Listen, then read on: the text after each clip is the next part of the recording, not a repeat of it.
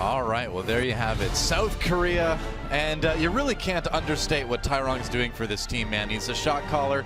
He's such a good coach for some of the other teams in Korea and China, actually, and he's making a big difference already for the Overwatch World Cup team. So we move on to Eichenwald, our hybrid capture/escort map, and yep, going to be looking for just any signs of life from the Australia team. But again, you can't be too hard on these guys. I mean, they're players fighting for recognition in their region. They've got some content producers on the team as well, and they are up against an extremely tough opponent in South Korea. Yeah, and we know how the South Korean team selected too. Miro was voted in along with Arhan, Zunba, Zunba and Eska, right? Or Ryu Jae-hong, Zunba and Eska, excuse me.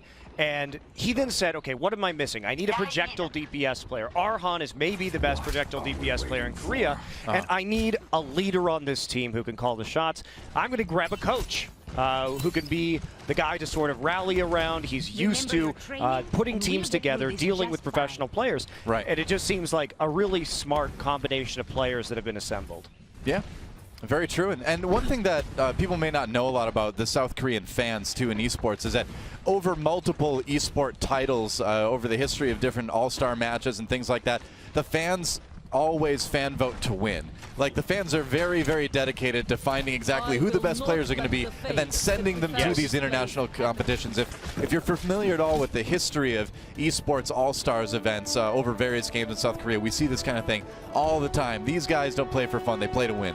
Fans included. Yeah, absolutely. Well, Korea going to go for a pretty long-range poke composition. Eska on the McCree, one of, if not his best here, and Arhan going to be rocking the Hanzo, so they're going to be looking to take out Rev's shield as fast as possible right here and get those long-range pickoffs, taking the bridge. Yeah, a Miro on the Reinhardt as well, which is something we don't see as often, but he can play it if the situation demands. Yeah, typically on his team he plays Winston Zarya, but in times of need, Noah. Yep, I mean, he's still capable of playing it. Gets pinned, though. And he will actually, no, he'll get the pin. And so so far so good as Arhan now on that Hanzo. And South Korea already taking a good position over the point here. Hey, Katie picking up a kill, though. They haven't been able to deal with Turbo. Who's just going to use the tracking on the Zarya. Take out, but sleep darts have been so clutch from Jae-hong coming in here straight into a flashbang on the fan the head hammer wake up. So that'll be a quick first cap here, and they will start pushing the battering ram over. What we haven't seen a lot of yet is Arhan's actually switched over to that Bastion now as the point gets rolling. So we'll see if the good old protect the Bastion works out, but they don't have the Reinhardt. So this is actually going to be kind of interesting. I'm curious how they're going to be using this. And Farah is going to be a disaster against McCree Bastion.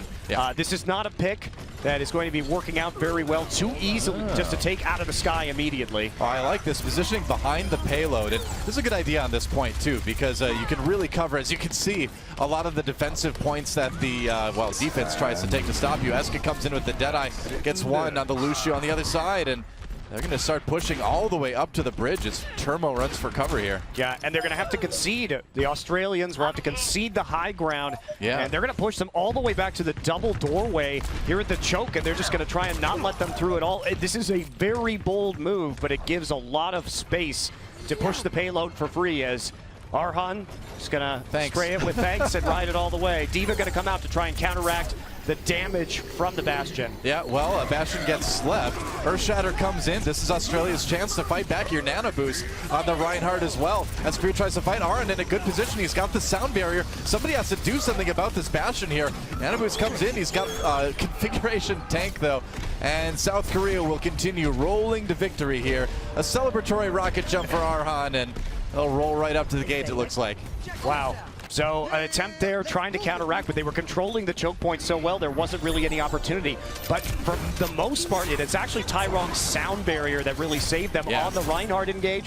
It allowed Arhan just to not die off the charge and sit and open fire onto the members of Australia. Well, we saw Refs get a pretty good Earthshatter to start things off with, but then it just seems like the follow-up was a bit disjointed, and South Korea had time to kind of regroup as a Nano Boost goes on to Arhan now as he's just sitting on top of the payload, wreaking havoc. Eska grabbing a couple kills as well, and it just doesn't look like there's anything Australia can do to stop these guys. No, you got to hit the sleep darts onto the Bastion in that situation. You have to do it. He's on a mobile target, and if he's going to be the one that gets a nano boost, you can't just sit there and use your cooldowns differently. So it's just been an easy ride here. Oh, tank time. All right. Well, Aran gets onto the high ground. Rocket jumps up there right away for a bit more of a defensive position.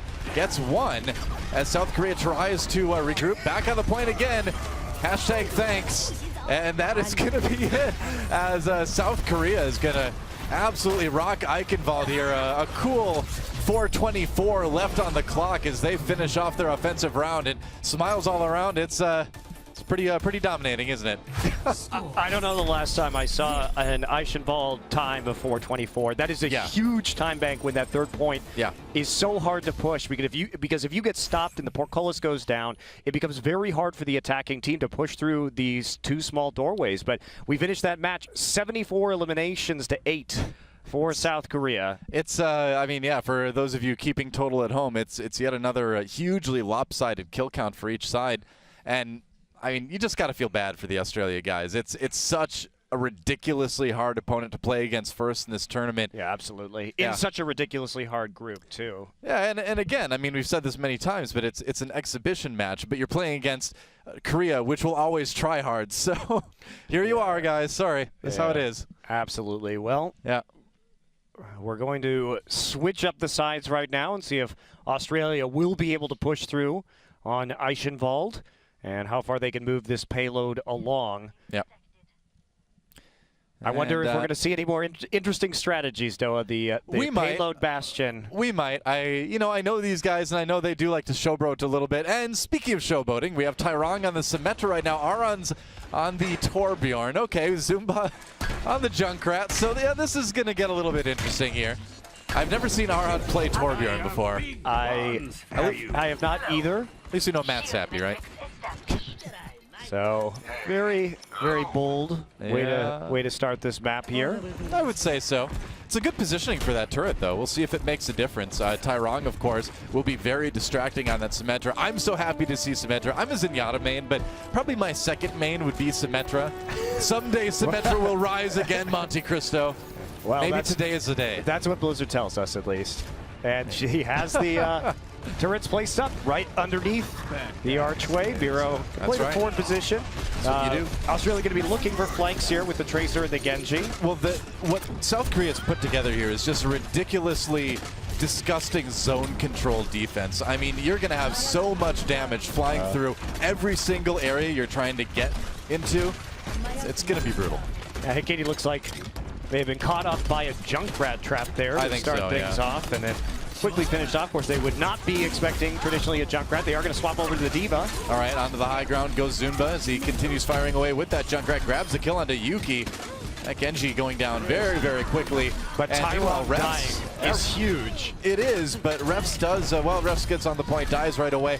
In a lot of cases, it is big if you lose that Symmetra early on, but because the team wipe came in from South Korea, Tyrong's going to have going to have time to get back, and he's going to have the teleporter up when he gets back too.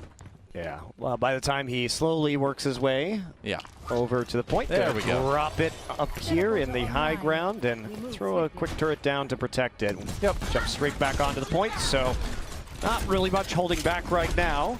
D.Va going to be eating up a lot of those Junkrat bombs. As Tyrong was the only kill actually that Australia picked up in that last push. It was a good one, but they need a little bit more than that. Okay, they need a lot more than that. And here we go again. Zimba with the ultimate, bringing in the Riptire. Doesn't get anybody with it, though. Nano boosted the Symmetra, Daw. All right, I like it. Get in there. That beam does a ridiculous amount of damage if you keep it on people. But no, it looks like the nano boosted Symmetra doesn't quite do the job for South Korea. But it does enough. That's not a sentence I thought I'd be hearing today. No, I didn't expect that I would say nano-boosted Symmetra, but I'm glad I did. Isn't quite doing the job. That's what I did. Yeah, I thought I would be saying nano-boosted Symmetra totally destroys the other team. Yeah, that's what you would think it would be, obviously. Zumba's still defending. They tried to pop the sound barrier to get a little bit of the offense going for Australia, but, you know, you just can't make it past the iron wall of Eichenwald for South Korea here. Yep, try to play a little bit of defense right there, daring somebody to come up while the trap was available. Zunba has died. He is ashamed to South Korea now. Wow. Well, another turret is going to go up here for Arhan. Moving it just a little bit, a minute and a half left for Australia on this push. You know, that's the hilarious thing is we haven't even talked about Arhan on Torbjorn since the match began. Too. Yeah. Oh, guys, while all this is going on, Arhan is also playing Torbjorn. That's happening. All right, they're going to try for it again, going for a bit more of a dive com. Hey, Katie on the Tracer now. Eska taken out, so this may be an opportunity. Yeah, as Miro gets pretty low on that Reinhardt. This is a chance they've been waiting for. Needs to get that pulse bomb up, though. Couple more percent to go. Finds Jaehong, gets sleep darted. Yeah, that's kind of what happens when Jaehong finds you. Meanwhile, Miro stabilizing, low health, but it looks like they're going to be able to just barely keep him alive. I mean, the teleporter's still up, so yeah, Australia did a good job of getting the flank right there and getting the initial kills, particularly Hey Katie finding Eska's McCree, but they could just get back so quickly and gonna spam some armor packs down. Yep. And it's 40 seconds remaining, 3 ults up for Korea and a couple more key picks. All right, so another chance to nano boost that Symmetra. Let's do it. Here comes a Rip Tire. Zunba trying to find a few members of Australia. And no, he doesn't quite do it. Oh, well. But Bot buys them time, pushes them back into the base, and they're just spawn camping at this point. Yeah, I mean, they don't really have a reason not to. Australia can't really push ahead. Looks like Dragon Blade popped up. Yeah, nano boost of Symmetry. Here we go again. We'll see what he can get. Going after the Genji, a good target. Yuki does count Jaehong, though. Tyrong, again, not getting any kills. Shockingly, the nano boosted Symmetra doesn't do as much work as they were hoping, but refs does get taken down before he can destroy Eska. And with those kills, that will be it. South Korea with a crushing victory over Australia. Kind of what we were expecting, but that was super one-sided, man. 132-22 in the eliminations in the end. Well, I don't know what you say about that. Double nano boosted Symmetra. That's how the game ends. Well, I mean, South Korea already showing us some entertaining stuff. I mean, they've put together a great team and getting to showboat a little bit. And as we take a look at Group C, South Korea obviously with a win there. And so I think it's time to go back to the desk to break down that match a little bit more. Let's hear some real analysis on that match. Watch South Korea play there, and certainly we have a lot to analyze. We saw some Bastions, some Torbjorns. Why don't you kick us off, Reinforce? I mean, I just for one, welcome our new Korean overlords to Overwatch. That was pretty fast. That was almost a year. People thought Sweden could win. People thought Finland had a chance, but this. They're pretty good. It was intimidating. There's no doubt about that. And I think the really cool thing about this South Korean team is that more so than anything else, when teams tend to lose fights in Overwatch, they lose it because someone's out of position and they get picked off. South Korea was very careful, especially on Anubis, not to let anyone get picked off early. They took engagements on their own terms, usually off Miro, just buying space, and as a result, Australia found it very difficult to get things going. Yeah, Australia was a bit timid, right? I mean, they know who they're going up against. They know it's going to be tough. And at the beginning, you saw a little bit slow play. They were not that aggressive. You saw towards the end of Anubis, like it started to come alive. Eyevault, completely different story, but just a rough game for the Australians. Yeah, on Anubis especially, it felt like Australia, they had good plans, Yeah. They had a composition they could rely on, and then they took a direction, they speeded in, There was a set plan going into it. But it just felt like they focused too much on getting into position. So when they